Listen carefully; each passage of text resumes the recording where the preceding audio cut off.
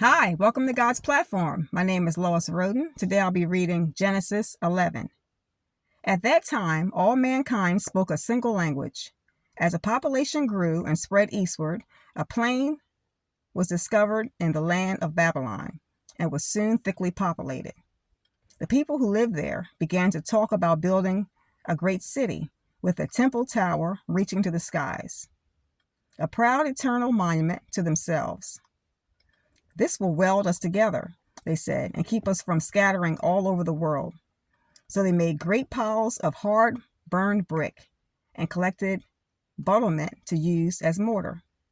But when God came down to see the city and the tower mankind was making, he said, "Look, if they are able to accomplish all this when they have just begun to exploit their linguistic and political unity, just think of what they will do later. Nothing will be unattainable for them. Come, let us go down and give them different languages so that they won't understand each other's words." So in that way, God scattered them all over the world, and that ended the building of the city. That is why the city was called Babel, meaning confusion, because it was there that Jehovah confused them by giving them many languages, thus widely scattering them across the face of the earth. Shem's line of descendants included Arpachshad, I pray I said that right, born 2 years after the flood was when Shem was 100 years old. After that, he lived another 500 years and had many sons and daughters. When Arpachshad was 35 years old, his son Shelah was born.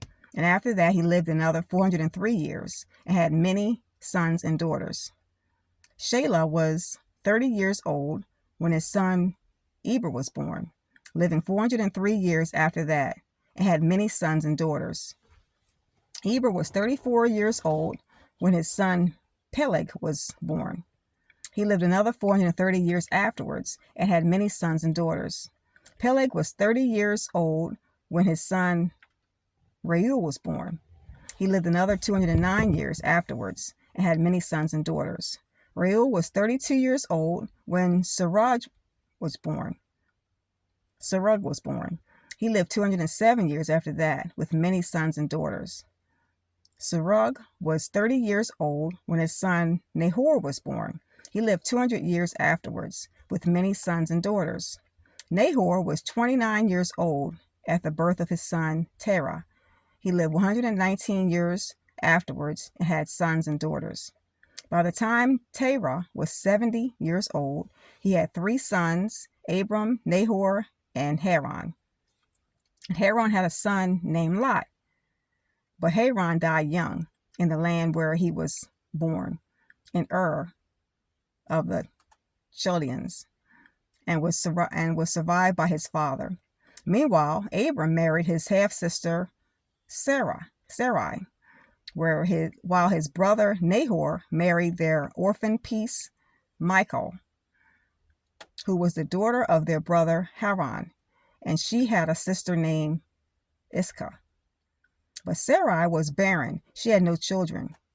Then Terah took his son Abram, his grandson Lot, his son Haran's child, and his daughter-in-law Sarai, and left Ur of the Chaldeans to go to the land of Canaan.